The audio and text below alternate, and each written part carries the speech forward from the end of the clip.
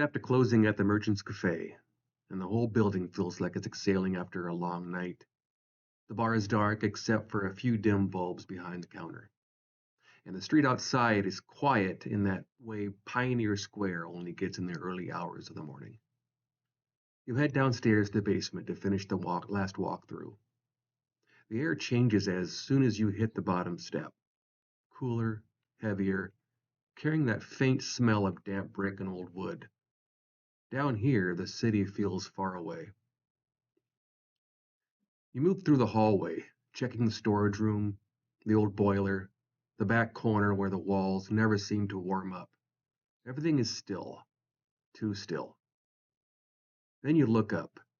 Set in the ceiling is the old sidewalk skylight, a grid of thick, purple tinted glass squares that once let daylight into the basement. At night, they're just dark mirrors in the street above. You're about to turn away when something passes across the glass.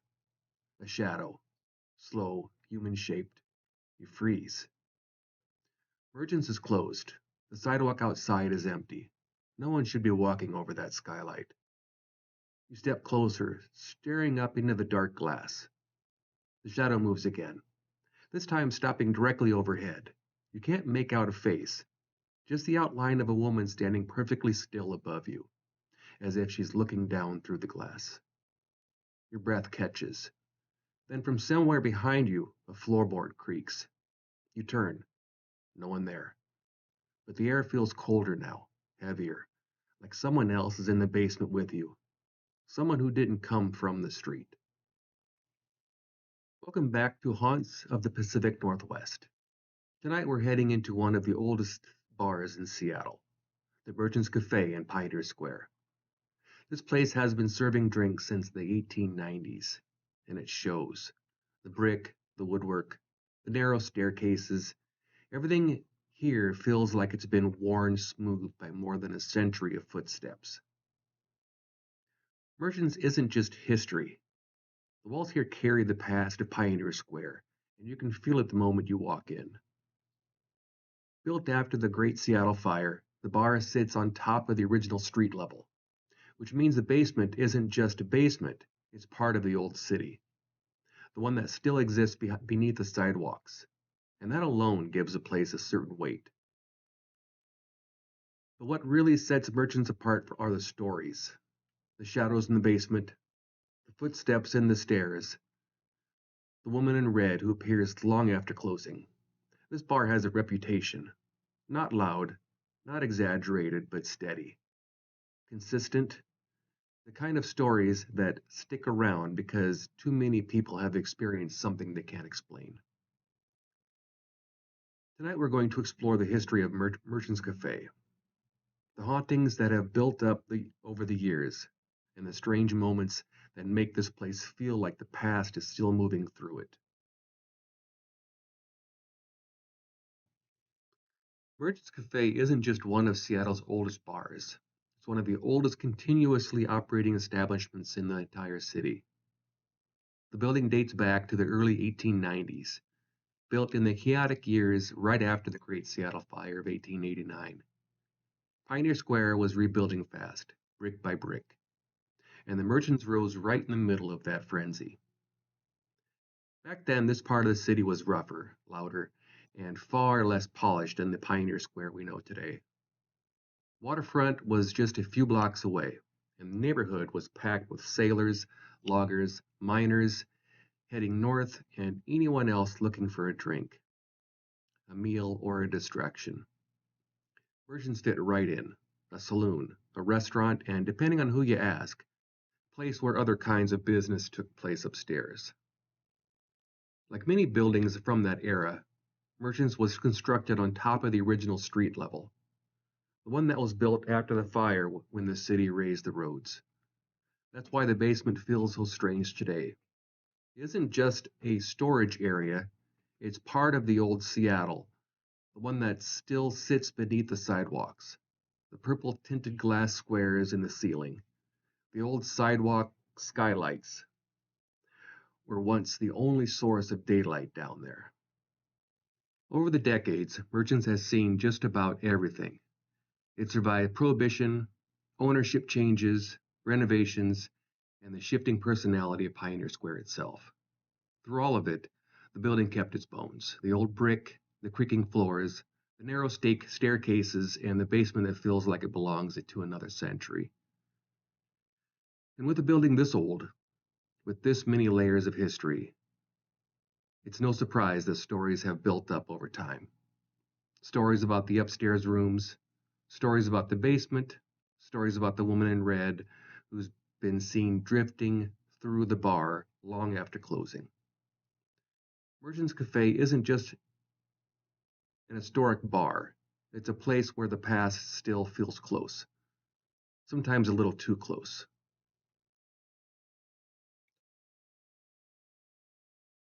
For a bar that's been around since the 1890s, Merchant's Cafe has collected more than its share of stories. And unlike some places where the hauntings are subtle or easy to brush off, the activity here has a way of getting your attention. Staff talk about it, regulars talk about it, even people who don't believe in anything paranormal admit that Merchants feels just a little different. A lot of stories center around the basement, and it's not hard to understand why. That place isn't just a storage area, it's part of the original city, the one that existed before the streets were raised. The walls are old brick, and the air is colder than it should be. And the only connection to the outside world is the purple tinted sidewalk skylight overhead. Down there, people have reported shadows moving across the glass when the street above is empty. Not quick flickers, slow, deliberate shapes that look like someone walking directly over the skylight. More than one employee has gone upstairs to check, only to find the sidewalk completely deserted. Then there are footsteps, heavy ones. They come from the far end of the basement near the old foundation wall. You hear them start slow and steady, like someone pacing, but then you walk toward the sound, it stops. Every time, and the moment you turn your back, it starts again. Some staff had mentioned hearing breathing behind them. Not a whisper, not a draft, but the unmistakable sound of someone standing close enough to feel. It's always in the same spot, the narrow hallway between the boiler and the storage room. People who've worked here for years avoid that stretch when they can. Upstairs, the activity is different, quieter, but more personal. The most famous presence is the lady in red, a woman seen drifting through the bar or standing near the staircase. She is described the same way almost every time: long dress, dark hair, an expression that's hard to read. She doesn't interact, she doesn't speak. She disappears, usually after closing, and vanishes just as quickly. Some say she's tied to the building's early years, when the upstairs rooms were used for things that weren't exactly listed on the menu. Others think she's connected to a tragedy that happened in the early 1900s. No one knows for sure, but the sightings are consistent enough that even the skeptics shrug and say, yeah, people see her.